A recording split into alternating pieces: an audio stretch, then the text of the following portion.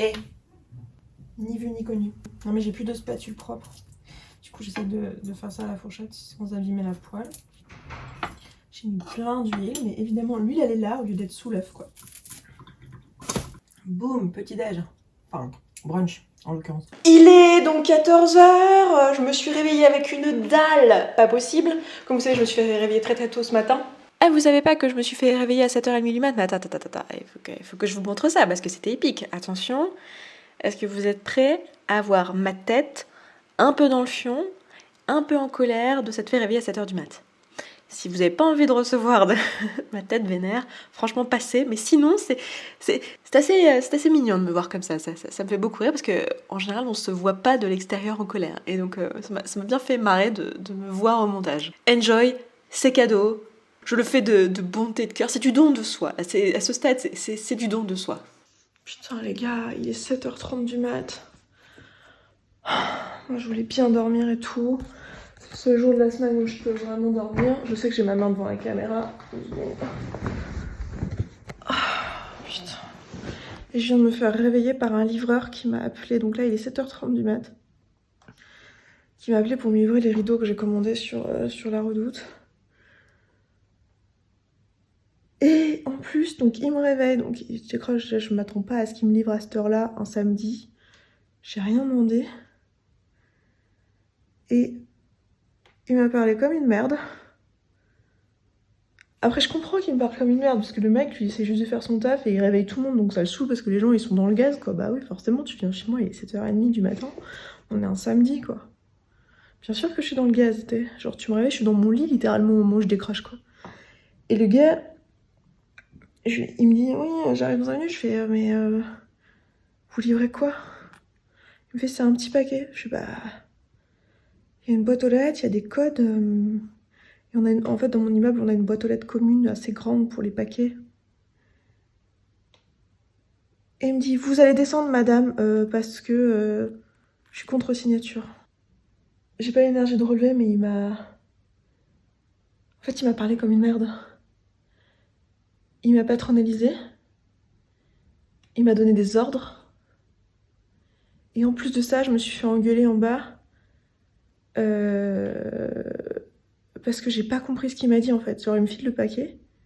Et moi, je vais pour partir et il commence à m'engueuler. Parce que j'ai pas compris, en fait. Et en fait, il voulait sa signature et...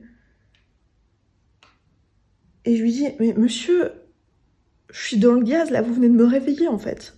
C'est hyper frustrant parce que moi, je suis censée le comprendre parce que lui... Enfin, c'est ce qu'il m'a dit. Il m'a dit, ouais, mais moi, si tous les clients, c'est comme ça, vous comprenez, j'ai 40 clients à voir dans la journée. Je fais, bah ouais. Ouais, moi, si tous les samedis, c'est comme ça, vous comprenez, j'ai que le samedi pour dormir. Genre, bien sûr que t'as ta vie, mais remarque que moi aussi, j'ai la mienne, en fait. Et là, tu me parles, il est 7h30 du mat, tu m'as réveillée.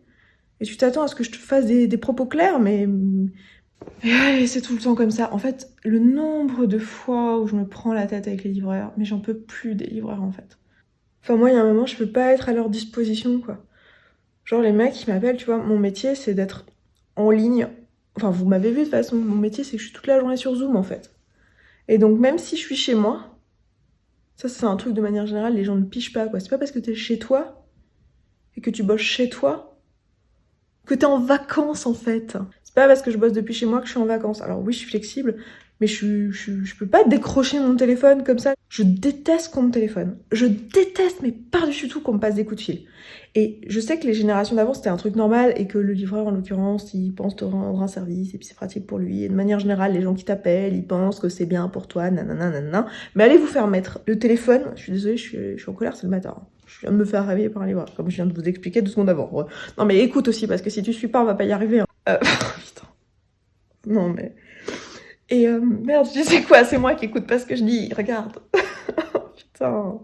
C'est qu'il y a un truc que les gens comprennent pas, c'est que les livreurs, ils sont habitués à s'adresser à quelqu'un qui attend le colis. En plus, là, les gars, ils t'appellent, ils font « Ouais, c'est quoi votre colis ?» Je fais « Mais j'en sais rien, mec. Putain, qu'est-ce que tu veux que j'en sache ?» Je pense que les gars, ils se rendent pas compte que moi, des colis, en fait, je reçois à longueur de journée, tout le temps. Et donc, eux, ils ont l'habitude à ce que les colis, ça soit un truc exceptionnel pour les gens. Donc en fait, les gens ils l'attendent, les gens ils se plient en quatre pour le colis. Sauf que moi, le colis, j'en ai rien à battre. Si je dois me faire interrompre par un colis, mec, j'ai pas fini, hein, parce que mes journées, ça serait que ça. Et en plus, la plupart du temps, quand c'est moi qui décide, je les fous en relais colis ou à la poste parce que j'ai pas envie qu'on m'emmerde en fait. J'ai juste pas envie qu'on m'emmerde, bordel. Et ça, c'est un truc de manière générale, je n'aime pas être interrompue quand je bosse en fait. J'ai un mal fou à gagner de la concentration. Je suis quelqu'un qui a besoin de travailler pour avoir de la concentration. Enfin, c'est un vrai effort pour moi. Enfin, je pense que c'est le cas de beaucoup de gens. Hein. Je dis pas que je suis exceptionnelle là-dessus, mais normalement, je me censurerais à poster ce genre de trucs parce que je me dirais oui, gna gna gna, privilégié de merde. Et c'est pas que je vois pas que son métier est dur. Bien sûr que je sais que son métier est dur. Bien sûr que je sais qu'il est pas assez payé pour ça. Bien sûr que je sais qu'il a pas forcément choisi d'être là à 7h du mat non plus. Et que lui, il le fait tous les samedis et nanana et blablabla. Bla bla bla. Je sais tout ça. Je sais. Il n'empêche que là, tout de suite, je me suis fait traiter comme une merde par un livreur. Il est 7h du mat. Je me suis fait réveiller. Et j'ai pas le droit d'être un humain et de dire au gars que je suis dans le gaz et que je comprends rien à ce qu'il me dit quand il me dit de signer là. Et qu'en plus je me fais engueuler et je me fais embrouiller. Et c'est le cas très souvent avec les livreurs. Parce qu'en fait, si je conteste le moindre truc que j'ai écouté, est-ce que vous pouvez venir à telle heure? Excusez-moi, mais est-ce que vous pouvez passer par la porte là plutôt que de l'autre? Excusez-moi, est-ce que vous pouvez le monter? Parce qu'en fait, là, moi j'ai payé une livraison à la porte et là, vous me laissez un colis de 300 kilos en bas de l'immeuble, je peux pas en fait. Dès que je dis le moindre truc, ça part dans des explications, puis moi je suis là, au fond de moi, en fait, le truc c'est que je m'en fous en fait de l'explication. Et en fait, le problème, il est que sur la chaîne, c'est de la merde, hein. C'est-à-dire que les gars, je doute pas de sa parole en fait, je suis sûre qu'il n'a pas été payé ou pas mis au courant, ou que lui sera pas plus payé s'il monte ou s'il monte pas le colis, et qu'il y a une telle perte d'informations sur la chaîne, et il y a une telle exploitation de la main-d'œuvre sur la chaîne que le gars, il est comme ça, donc il négocie à chaque client, mais ça doit être épuisant. Donc voilà, si je suis énervée, c'est pas que je me rends pas compte de ma chance ou que je fais de l'élitisme ou je sais pas quoi. Non, c'est juste que je viens de me faire réveiller à 7h du mat en fait et que je me viens de me faire parler mal par un mec. Voilà, c'est vraiment pour ça. Non, parce que c'est ça en fait, quand t'es une meuf et que t'exprimes ton mécontentement, t'es condescendante, t'es une mégère, t'es une frustrée, une mal baisée, t'as tes règles, t'es en SPM. Non, j'ai rien de tout ça, hein. Là, j'ai ni mes règles, je suis pas en SPM, que dalle. Non, non, je suis mon self entier qui vient de se faire réveiller à 7h du mat et qui vient de se faire parler mal par un mec et qui en a ras le cul parce qu'en fait, j'ai 34 ans et ça fait un bon 15 ans que je l'ai remarqué en fait, qu'on me parlait mal régulièrement, qu'on me prenait pour une débile régulièrement, qu'on me filait des ordres régulièrement. Et ouais, j'en ai marre. Et quand ça arrive à 7h du mat, bah, j'ai pas envie d'être sympa en fait. Ça me saoule. Et là, j'ai même pas eu l'énergie de l'envoyer chier parce qu'il était 7h du mat. Et je me suis dit, en plus, quand j'ai descendu l'escalier, je me suis dit, tu sais quoi, t'embrouilles pas. Prends juste ton colis et casse-toi, va te retourner te coucher. Et en fait, le mec, il m'embrouille alors que j'ai rien demandé. Bon, bah, voilà une journée qui commence très bien. Et bienvenue dans ce 18e vlog. Voilà. Puis d'où t'as besoin d'une signature pour un truc pareil? C'est bon, t'es pas en train de me livrer une fusée non plus, hein. Alors, dodo. Attends, j'ai faim maintenant. Du coup, j'ai mis un temps fou à me rendormir. J'ai réussi à me rendormir sur les coups de 10h. Je me suis réveillée à midi 30, un truc comme ça. Donc, je me suis réveillée avec une putain d'audace. Je me suis fait un énorme petit-déj / brunch, chose que je fais extrêmement rarement. Voilà à quoi ressemble le petit-déj en ce samedi matin. En ce samedi midi même, parce qu'il doit être midi passé, j'ai pas regardé l'heure, mais quand j'ai regardé l'heure, il était 11h41 et j'ai encore traîné dans le lit avant de me lever, donc je pense qu'il doit être midi bien passé. Écoutez, ma petite journée, à part le montage, j'ai rien de prévu de particulier. Sinon, le truc cool qui s'est passé ce matin, c'est ça. Regardez ça. Coucou Esther, voilà ton masque, on espère qu'il te conviendra. Bisous du Sud, Cory et Marivonne.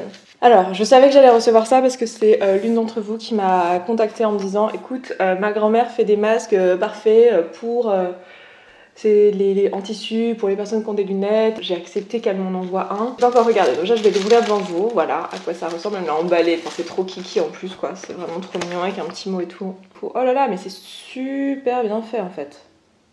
Ok, il y a un petit fil de fer à l'intérieur et il y a des élastiques sur les côtés. Très bien. Alors voyons voir ce que ça donne.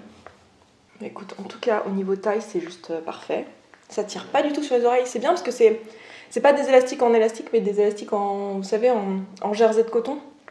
Et du coup, ça, c'est plus doux en fait. C'est pas mal hein, cette forme. J'ai encore jamais porté des masques de cette forme-là, mais c'est pas mal pour respirer effectivement. Effectivement, ça épouse bien le visage. Trop bien. Alors, je sais pas quoi dire à part merci. Alors, je vais juste dire merci. Je sais même pas comment vous remercier, Marie-Vanne. Moi, je vous connais pas. Et est-ce qu'on se parle de ce qui est en train de se passer là? Est-ce qu'on se parle de la gentillesse de ce geste? Est-ce qu'on se parle de l'amour qui transparaît dans ce geste? Enfin, moi, rien que de savoir que ça, c'est possible, ça me fout, mais des papillons dans le ventre. Et on est hyper habitué avec YouTube à avoir des youtubeurs qui vous disent « Oh, j'ai énormément de gratitude, je vous aime, nanana, nanana. » Et en fait, on oublie en fait que c'est exceptionnel en fait. On se connaît pas et il y a ce lien. Je suis juste émue par ce qui se passe déjà dans ces vlogs et ce qui se passe tout court sur cette chaîne et ce qui se passe tout court quand on a une communauté. Je suis émue parce que je suis en train de le vivre et du coup, ça me touche moi directement. C'est moi qui reçois cet amour-là, mais ça me touche aussi de manière générale que ça existe en fait et que ça soit possible. Et dans un monde où il y a tellement de gens qui pensent que les humains sont méchants, terribles, tout ça, et quand on voit ça, mais comment on peut ne pas voir la beauté de l'être humain? Je suis la seule à penser que les humains, c'est des êtres magnifiques. Enfin, je sais pas, j'ai l'impression que tous les gens sont là à dire « Ah, il y a des gens terribles et tout ». Et je trouve ça dingue, et moi je peux que vous encourager si vous hésitez à faire du contenu, à juste vous lancer et à trouver votre petite communauté. C'est un sentiment qui est juste ouf, et qui est assez problématique aussi, parce que je pense que ça amène à des situations qui sont psychologiquement difficiles. Je pense qu'il y a beaucoup de personnes sur YouTube qui développent de l'anxiété sociale ou des choses comme ça. Aussi parce que c'est pas humainement normal finalement d'avoir accès à des milliers de personnes et à discuter avec des milliers de personnes, avoir des milliers de personnes qui vous voient, qui vous jugent, qui vous donnent leur opinion. Et c'est normal en fait, le cerveau est juste pas capable de vivre ça. Donc des fois ça peut être très dur, et moi des fois je me demande en fait comment ça a affecté ma santé mentale, le fait que je fasse ces vidéos, et franchement j'en sais rien. Mais dans des moments comme ça, je me rappelle que c'est quand même énormément de positif, énormément d'amour, énormément d'échanges, quoi. Et dans un monde où on est si seul, parce que en fait la façon dont on vit aujourd'hui, avant on était en communauté, je veux dire même à l'époque de nos grands-parents, les familles étaient nombreuses, les gens vivaient ensemble avec plusieurs générations. Aujourd'hui on vit seul dans des appartements ou à deux, et on a besoin, enfin moi je ressens le besoin de cette communauté, et je suis pas croyante donc j'ai pas une communauté religieuse où je pourrais retrouver ce sentiment de communauté. Du coup YouTube ça me sert beaucoup à ça. Il y a beaucoup de gens qui disent c'est des sectes, enfin genre les véganes, les féministes, les gens sur YouTube, sur une chaîne en particulier. Et en fait non, c'est pas des sectes, c'est juste des communautés en fait. Et on a besoin de communautés. Et moi je suis très contente d'avoir la mienne. Je suis très contente que vous en fassiez partie et que vous sachiez vous reconnaître aussi les uns les autres. Je sais qu'il y a des gens dans cette communauté qui ont des liens entre eux. Et j'aimerais tellement qu'on puisse faire des rencontres. Et en même temps, je suis tellement mal à l'aise avec la notion de meet-up. C'est très compliqué, quoi. Je suis mal à l'aise avec la symétrie, mais ça, je vous l'ai toujours dit. Je suis mal à l'aise avec le côté asymétrique, le fait d'être seule face à une audience. Même si quelque part, c'est quelque chose que j'aime ça. Je peux pas vous dire le contraire. J'adore parler à du monde, j'adore être sur scène, parler à plein de gens. Mais j'aime pas le piédestal sur lequel ça me met de fait à cause du déséquilibre. Bref, je vais m'arrêter là et je vais faire le montage de la vidéo d'aujourd'hui. Et voilà, je vous embrasse.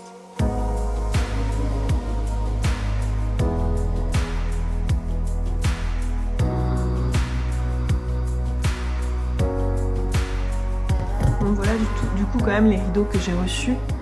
Donc ça c'est un espèce de doré. Je pense qu'à la caméra il apparaît presque vert kaki. Il n'est pas vert kaki, il est vraiment marron doré. Donc sur le bleu comme ça va être vraiment chouette.